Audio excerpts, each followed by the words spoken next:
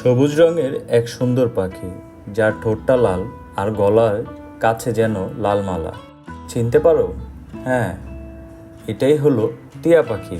টিয়া পাখি শুধু সুন্দর দেখতে নয়, সে কিন্তু মানুষের মতো কথাও বলতে পারে। টিয়া পাখি বলে, হ্যালো, কেমন আছো? টিয়া পাখি কেন কথা বলতে পারে জানো?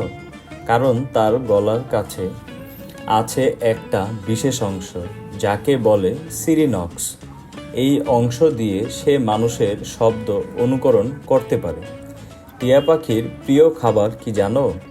সে খুব পছন্দ করে ফল, যেমন আম, কলা, পেয়ারা আর বাদাম। টিয়া পাখি সাধারণত গাছে বাসা বানিয়ে থাকে, আর জঙ্গলে তো এদের মেলা দেখা যায়। টিয়া খুবই বুদ্ধিমান পাখি।